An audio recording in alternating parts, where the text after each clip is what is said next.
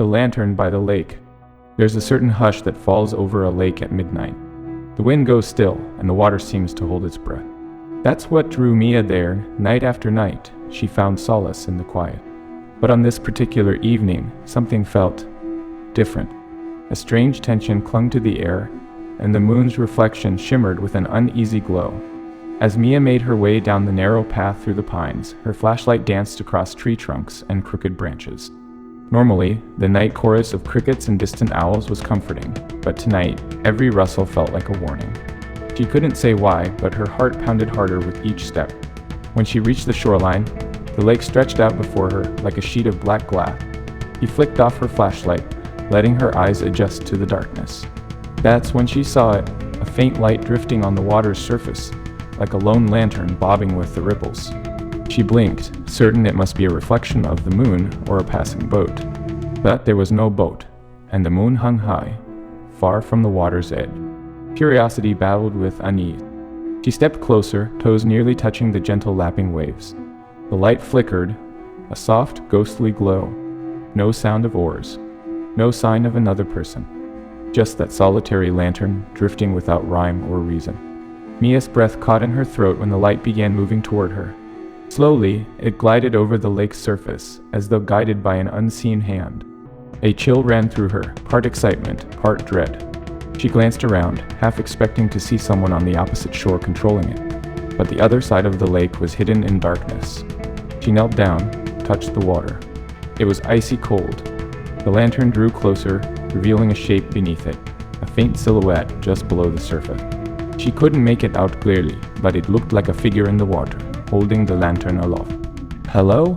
she called softly, her voice trembling. Only the faint slap of water against the shore replied. The lantern paused, bobbing gently. Then it continued its steady path toward her. Her pulse pounded so loud she feared it might drown out any other sound. In one bold moment, she waded into the shallows. Her feet numbed instantly, but she couldn't tear her eyes from the light. It was close enough now that she could see a pale, slender hand gripping the lantern's handle. Yet no face emerged, no body broke the surface, just a hand and the suggestion of something human below. Suddenly, the lantern's glow dimmed. Mia gasped, stumbling backward. The hand sank deeper, leaving only the top of the lantern above the water. A gurgling noise broke the stillness, and the lantern's light pulsed like a heartbeat. "Mia." The voice was distant, as though carried on a breeze from far away. She froze, goosebumps prickling her skin. How did it know her name?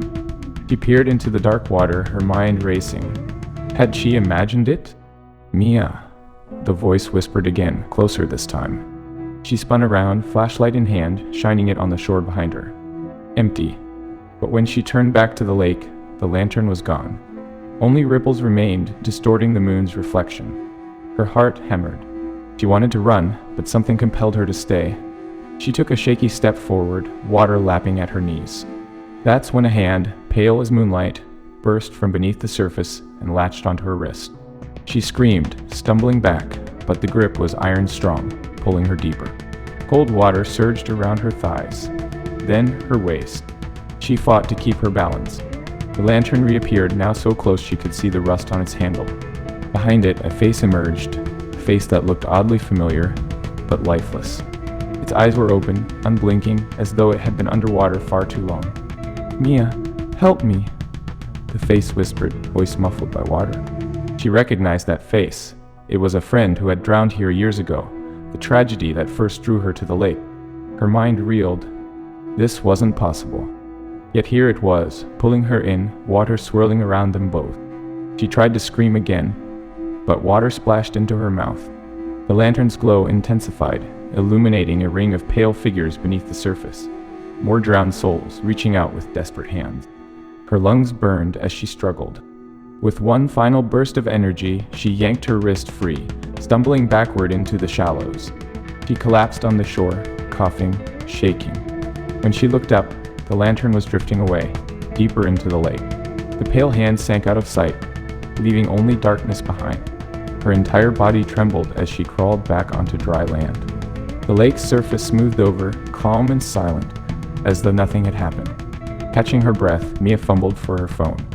She had to call for help, But the screen flickered ominously, no signal.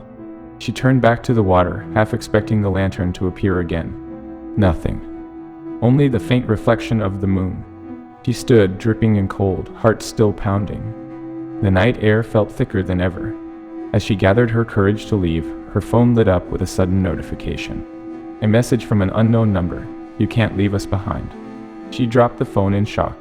When she picked it up, the message was gone, replaced by a blank screen. No history, no trace. But she felt eyes on her, hidden in the darkness beyond the tree line, lurking beneath the lake's surface, waiting for her to return. In the stillness of that moonlit shore, she knew she would never truly escape. Somehow, part of her was left behind in that water, claimed by the silent watchers below. She took one trembling step away from the lake, then another. Her wet footprints glistened on the rocks, marking her retreat. But in the hush of the night, a faint glow pulsed out on the lake again. The lantern, drifting aimlessly, or perhaps guided by unseen hands. And though she would try to forget this night, she knew the memory of that pale face, and that desperate hand would haunt her forever. And the scream fades to black.